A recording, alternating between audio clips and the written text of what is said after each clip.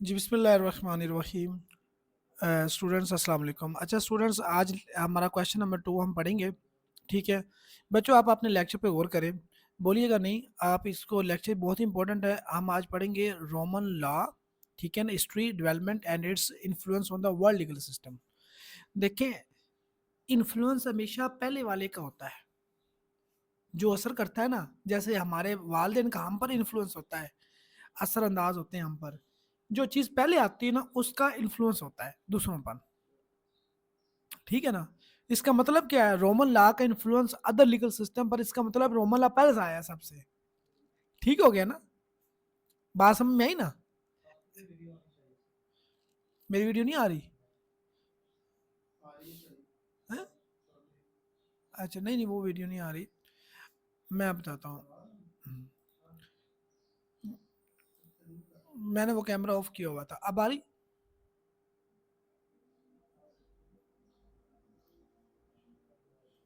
आ रही है मेरी वीडियो? चलो, नहीं भी आ रही मैनू, मैं सामने नहीं बैठा था। अच्छा। अच्छा, ये समझ आ रही है? अब आ रही है वीडियो मेरी? चलो ठीक है, दिखाओ क्या इधर करना, क्या? हाँ, सही है।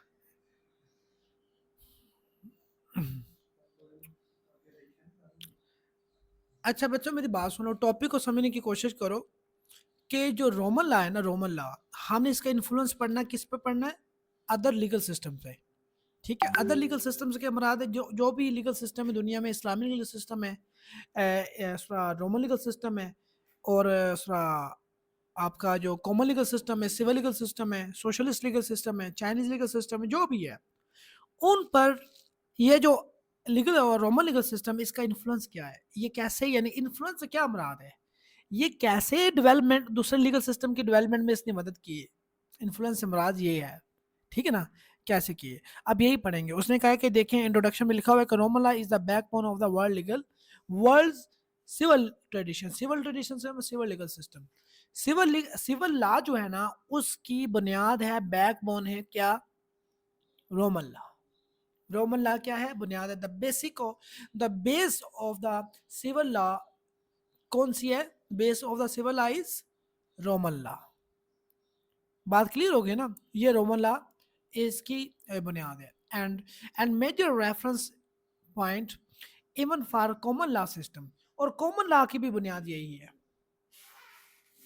अगर आपको रोमन लॉ का इन्फ्लुएंस आ जाए कि write a note on the influence of the Roman law, Roman legal system on other world legal system, तो क्या लिखेंगे आप? तो आप यही लिखेंगे ना कि it is the base of the civil legal system as well as the it is the base of the common legal system. लिखेंगे ना, समझ आ रही इस पॉइंट की? From the 12 tables to Justinian, 12 tables जो जस्टिनियन ने कॉर्पस जूरिस सिविलिस, मतलब के जो 12 टेबल्स बनाए गए थे, जो कॉर्पस रोमन लीगल सिस्टम में सबसे पहले जो डेवलपमेंट हुई थी ना, वो किस बात की हुई थी? 12 टेबल्स की हुई थी। वो कहते तब से, यानी कि जो जूरिस, कॉर्पस जूरिस सिविलिस क्या होता है? body of civil law, body of civil law, and the medieval revival at Bologna. Roman laws shaped how modern system think about the person, property and obligations. ये प्रॉपर्टी और person and obligation को जो concept दिया है ना, ये भला किसने दिया है? ये रोमन लॉ ने दिया है, रोमन लीगल सिस्टम ने दिया है। ठीक है, undertaking its evolutions help explain the why so many countries structure, statutes, code, and the legal concepts way they do today। ठीक है ना, मतलब कि आज का जो लीगल सिस्टम है, कि उसका कंसेप्ट कैसे आया, कैसे बना, लोगों ने, कंट्रीज ने क्या किया, स्ट्रक्चर्स, स्टैट्यूट्स बनाए, कोड्स बनाए, लीगल कंसेप्ट दिए। उसकी बेस कौन है? Roman legal system. उसकी बेस कौन है? Roman legal system. ये आपने याद रखना है। हमने, देखिए मेरी बात सुने, इन्फ्लुएंस पढ़ रहे हैं ना, तो इन्फ्लुएंस देखो, उस्ताद का जैसे शागिर्द पर इन्फ्लुएंस होता है। आप बैठे हुए हैं, पढ़ने आए हुए हैं, मैं जो भी धीरे में बात क्या कर देता हूँ, आप उसको मानने की कोशिश करते हो। ठीक है ना, पढ़ने पढ़ाने के हवाले से मानने की कोशिश करते हो। आप ये कहते हो, अगर आपका दोस्त आपको कहे, उसका हो सकता है आपका इन्फ्लुएंस, चल यार कोई बात नहीं, मैं कर लवांगा, कर लूंगा, इस तरह उसको आप इग्नोर करते हो, उसको इतना सीरियस नहीं लेते। जबकि आप जो है, आप किसी जो बड़ा होता है, वालिदैन हो, ठीक है, आपका उस्ताद हो, उसका इन्फ्लुएंस लेते हैं, आपका असर-अंदाज़ होता है।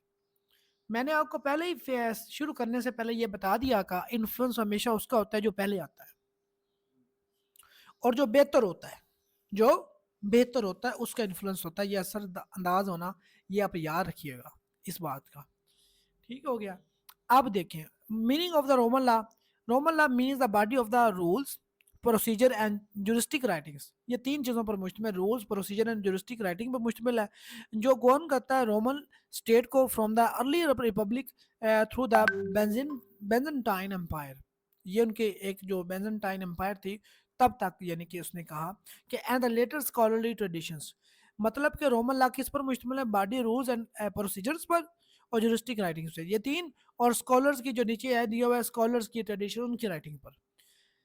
आगे private law focus, private law जो किस पर फोकस करता है, ओनरशिप पर, पोजेशन पे एंड कॉन्ट्रैक्ट्स पे।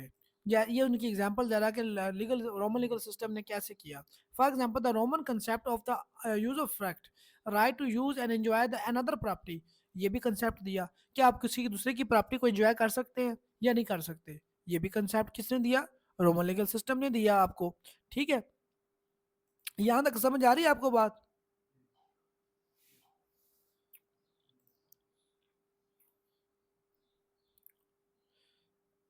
बच्चों यहां तक समझ आ रही? ठीक है। अच्छा, प्रोसीजरल फॉर्म्स क्या होती हैं? प्रोसीजरल फॉर्म्स मतलब एक्शन और प्रिएटर्स, फॉर्मली प्रोसीजर। प्रोसीजर क्या होगा? अच्छा, एक तो दे दिया ना, लॉ दे दिया, राइट्स ड्यूटीज क्या होंगी, ऑब्लिगेशंस क्या होंगी, उसके साथ साथ प्रोसीजर भी बताया कि प्रोसीजर क्या होगा। सही हो गया। आगे डेफिनेशन कर लेते हैं। डेफिनेशन में you can define the Roman law as the historically developed and jurist crafted legal order of the ancient Rome. जो कहता है कि हिस्ट्री में जो हिस्टोरिकल डेवलप हुआ है one by step by step, और जिनको डेवलप करने में जो रिस्ट्रिक्ट ने, जो कानून दान थे, उन्होंने बड़ी हेल्प की, तो उसको क्या कहते हैं, रोमन लीगल सिस्टम कहते हैं। ठीक है।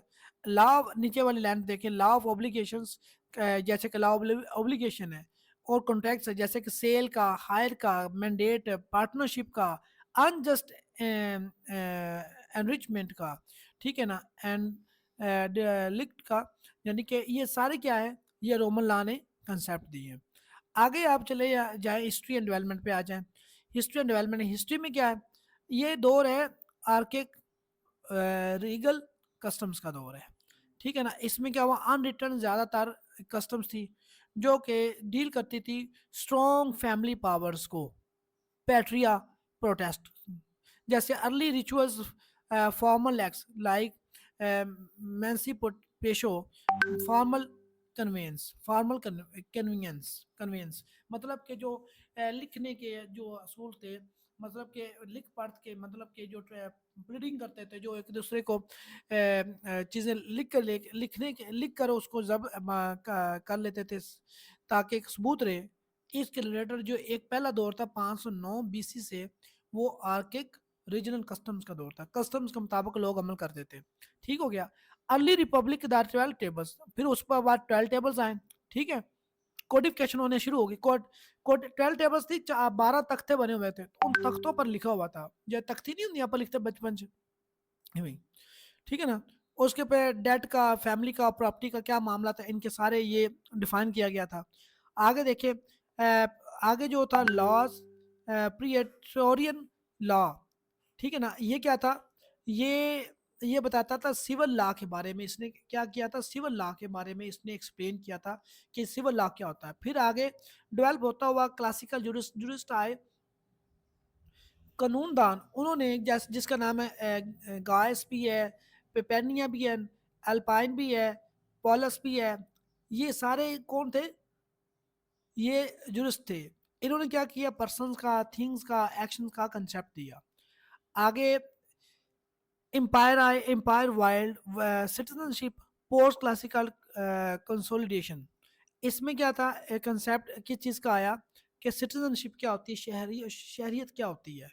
आप सिटीजन, आप साइवल के सिटीजन है ना, एक तो ये हो गया, एक पंजाब के भी हैं और दूसरा पाकिस्तान के भी हैं।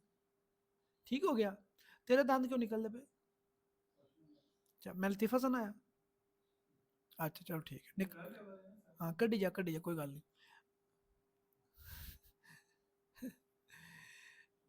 ये चीज समझ आई आपको? आगे ये स्टेप है, ये जो पहला क्वेश्चन है ना जी, ये development of Roman legal system, ये आपको सारी चीजें ऐसे करनी पड़नी है। ये थोड़ा सा खुश्क है, ये नाम याद ऐसे करने पड़ने हैं आपको, मैं आपको बता दूं। ये टेबल्स, ये चीजें हैं। हाँ, ये जस्ट 5-6 जो लाइनें देती है। आगे जस्टिनियन कोडिफिकेशन। जस्टिनियन एक एम्परर था, उसने एक बनाया था, कोड बनाया था, कोड कॉर्पस जुरिस सिविलिस। ये क्या था? कॉर्पस जुरिस सिविलिस, the body of civil law. The body of civil law, इसने क्या किया था, सारे लॉ जो जगह जगह कट्ठे कट्ठे अलग अलग लिखे हुए थे ना, उसको एक बॉडी बना दी, एक जगह पे रख दिया। ये ये क्लियर हो गया। अगर मेडिवल पीरियड आ जाता है, उसमें क्या हुआ, उसमें किस चीज को फोकस किया गया कि birth of an common learn law applied by the courts and universities. फिर क्या हुआ, ऐसा लॉ इस हद तक डेवलप हो गया कि लॉ कोर्ट्स ने अप्लाई करना शुरू कर दिया और यूनिवर्सिटीज में पढ़ाया जाने लगा। ठीक हो गया। आगे reception in the continental Europe. Reception, हाँ रिसेप्शन का मतलब क्या है? यहाँ पे हम रिसेप्शन पे बैठे होते हैं, तो इसका क्या मतलब है कि हम रिसीव करते हैं, दूसरे को वेलकम करते हैं। रिसेप्शन इन कॉन्टिनेंटल यूरोप, यूरोप में किस चीज की रिसेप्शन? रोमन लॉ की। इसका मतलब पता चला ना आपको? रिसेप्शन इन कॉन्टिनेंटल यूरोप क्या मतलब? यूरोप में, यूरोप में इसने कदम रख ली है। मैं हम इन्फ्लुएंस पढ़ रहे हैं ना, कैसे इन्फ्लुएंस हुआ पूरी दुनिया में, यूरोप ने इसको वेलकम किया लॉ को, रोमन लॉ को। ठीक हो गया ना? तो ये वही कह रहा है, रिसेप्शन इन कॉन्टिनेंटल यूरोप का मतलब ये है। रिसेप्शन होता है रिसीव करना किसी को, वेलकम करना, इसने वेलकम किया। ठीक है। Deep reception in the Germany, Germany में इसने अपने कदम जमाए। लॉ लो कंट्रीज जो है वहाँ पे भी, और जैसे कि उन्होंने साउथ अफ्रीका में भी, श्रीलंका में भी ये आया। आगे मॉडर्न कोडिफिकेशन हुई, फ्रेंच कोड बना, ऑस्ट्रियन कोड बना, जर्मन कोड बना, ये उसके बाद डेवलप होते रहे कोड। ठीक है ना? कॉर्पस जुरिस सिविलिस के बाद रोमन में कॉर्पस जुरिस सिविलिस डेवलप हुआ। उसके बाद क्या हुआ, ये फ्रेंच में, जर्मनी में, ये ठीक है ना, यूरोप में, ये सारे आगे डेवलप होता गया, चला गया। ग्लोबल डिफ्यूजन का मतलब है पूरी दुनिया में फैल गया, पूरी दुनिया में फैल गया। डिफ्यूजन होता है डिफ्यूज कर जाना एक जगह से, है? हाँ, मिक्स हो जाना, मिक्स होना भी है। डिफ्यूज कर जाना मतलब कि वो कहते हैं ना, ये खुशबू एक जगह पे फेंकी जाए तो वो कमरे में ऐसा डिफ्यूज कर जाती है, एक जगह से दूसरी जगह ट्रैवल कर लेते हैं उसके मालिक्यूल्स। तो इसलिए ग्लोबल डिफ्यूजन होता है, पूरी दुनिया में फैल गया। ठीक है ना? The Roman legal system spreads all over the world। ठीक है ना? All over the world. Diffuse बड़ा प्यारा वर्ड यूज किया गया, इसको आप कहिएगा। आगे लिखिए, influence of the Roman legal system. अब इन्फ्लुएंस हम पढ़ लेते हैं, पहले डेवलपमेंट पढ़ ली, अब इन्फ्लुएंस पढ़ लेते हैं। इन्फ्लुएंस क्या होता है? इन्फ्लुएंस होता है असरअंदाज होना। कैसे हुआ? कोडिफिकेशन मॉडल, कोडिफिकेशन बनी, कोडिफिकेशन हुई। Roman law inspired comprehensive and systematic codes. इसने बहुत सारे एक कोड्स बनाए, और जैसा कि रोमन लॉ ने कॉर्पस जुरिस सिविलिस नहीं बनाया, बनाया था ना, ऊपर हम पढ़ के आए हैं। तो इसने की वजह से क्या हुआ, उधर लॉ सारे, वो जस्टिनियन की हुकूमत थी, उसने सारे लॉज एक जगह इकट्ठे कर दिए, बॉडी ऑफ सिविल लॉ बना दिया। तो स्ट्रक्चर ऑफ सिविल कोड्स का, जिसमें किसके बारे में शो हो रहा था आपको? मैं ये कर्सर शो हो रहा है, हाईलाइट कर रहा हूँ। हाँ, person, family, property, obligation, succession, minors, Justinian, ये सारे जो इश्यूज थे फैमिली के रिलेटेड, पर्सन के रिलेटेड, प्रॉपर्टी के रिलेटेड, ये कैसे हल किए गए इनको? ये कोडिफिकेशन जब रोमन लॉ ने कोडिफिकेशन की, तो यही बाद में क्या हुआ, यही चीजें बाकी कंट्रीज ने क्या की, बारो करना शुरू कर दी। बात समझ में आ रही है? बारो करना शुरू कर दी। इसी तरह लीगल टैक्सोनॉमी एंड मेथड्स, मतलब कि लीगल टैक्सोनॉमी मतलब लीगल टर्मिनोलॉजी इजाद की गई, बनाई गई। उन्होंने भी यानी कि बड़ा, यानी कि रोल प्ले किया। अब ये रोमन जो लैटिन वर्ड्स होते हैं रोमन, ये हम क्यों क्यों पढ़ते हैं? जो उसका एक वर्ड क्या है, मिसाल देते हैं कि उबिजस इबी रेमडियम, ये इंग्लिश का वर्ड तो नहीं है। उबिजस इबी रेमडियम, ये where there is a remedy there is a, where there is a right there is a remedy, इसका मतलब है उबिजस इबी रेमडियम। ये किस वर्ड का है? ये लैटिन वर्ड है। ये जो प्रिंसिपल्स किसने बनाए? ये इन्होंने बनाए थे। ठीक है ना? उधर से ये निकले हैं, तो फिर वो पूरी दुनिया में फैल गया, तुम्हारी जुबान पे भी मेरी जुबान पे भी है। ठीक हो गया ना। आगे लॉ ऑफ ऑब्लिगेशन आ जाते हैं, प्रॉपर्टी लॉ आ जाता है, फिर लॉ ऑफ ऑब्लिगेशन का कंसेप्ट आया, टोर्ट का आया कंसेप्ट, अनजस्ट रिस्ट्रिक्शन का कंसेप्ट आया कि किसी को अनजस्ट रिस्ट्रिक्शन नहीं लगा सकते, सक्सेशन एंड टेस्टामेंट्री का कंसेप्ट आया। ठीक है, सक्सेशन क्या होता है, सक्सेशन ऑफ विरासत को कहते हैं, टेस्टामेंट्री क्या होता है, वसीयत करना। ठीक है ना।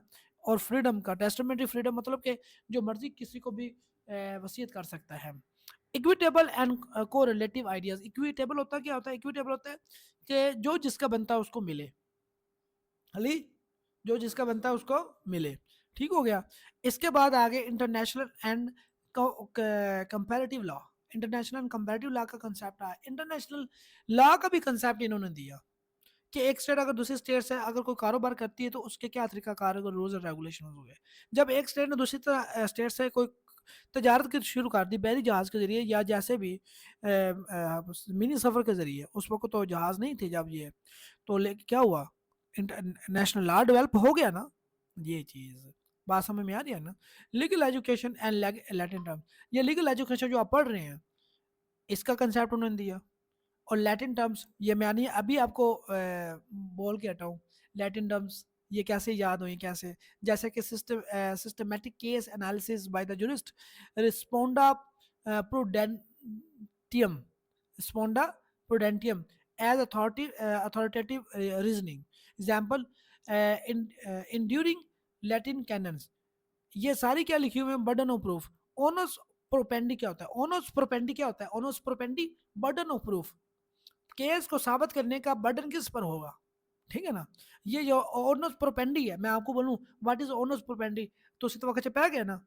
लेकिन लैटिन टर्म है गया, लैटिन टर्म की ना रोमन लीगल सिस्टम में वो, अब हम पढ़ रहे हैं, अभी तक पढ़ रहे हैं, देखो कब से बीसी से काम शुरू हुआ है, तो अब तक हम पढ़ रहे हैं, ये चलती आ रही हैं किताबें। इसका मतलब इसने पूरी दुनिया पर इन्फ्लुएंस किया, पूरी दुनिया पर असरअंदाज हुआ रोमन लीगल सिस्टम। यार इन गल्लां तो तुम लिख सकते हो ना पेपर ते, जेह्ड़ियां मैं छड्ड रहा इस टाइम है, इन गल्लां तो लिख सकते हो ना है। ये तुम पास करना तो मुश्किल ही दूसरा आसान, मुश्किल बात ही नहीं है यार, आसान है, ये हर चीज़ आसान है। ठीक है ना। ये बात इसके आपको थोड़ा टाइम देना पड़ना, मेमोराइज करें चीज़ों को बस, और लिखते जाएं, 8-8 पेज लिखने आप पास हो जाना। इम्पैक्ट और मिक्स्ड कॉमन लॉ जुरिस्डिक्शन, मतलब कि जो कॉमन लॉ है उस पर भी इसने बड़ा इम्पैक्ट डाला। ठीक है ना। जैसे स्कॉटलैंड, लोजेनिया, साउथ अफ्रीका, श्रीलंका, ये प्रॉपर्टी एंड ऑब्लिगेशन का जो rights, public law and interpretation, public law and interpretation, इसको बारे में भी इसने बड़ा ही यानी कि role play, Roman techniques of the legal reasoning and the interpretation of the influence the canons used in the statutory reconstruction globally. ठीक है ना, कैसे ग्लोबली कंक्लूजन आ गया। लिया जनाब आपका ये हो गया, रोमन लीगल सिस्टम होता क्या है, उसकी डेवलपमेंट पढ़ ली, लेकिन वो डेवलपमेंट नहीं आएगी इसमें, मैंने डेवलपमेंट डाल दी, हो सकता है डेवलपमेंट आपको अलग से क्वेश्चन आए। ठीक है ना। लेकिन डेवलपमेंट में डाल दी, लेकिन फीचर्स अगर आएगा तो अलग से क्वेश्चन आएगा फीचर्स वाला। ठीक हो गया ना। तो इस तरह से आपने इसको करना है। लो बच्चों, आपको इसकी उम्मीद करता हूँ कि आपको समझ आई होगी। क्या ख्याल है कि नहीं आई, दोबारा पढ़ें? चलो आप रिकॉर्डिंग सुन लेना।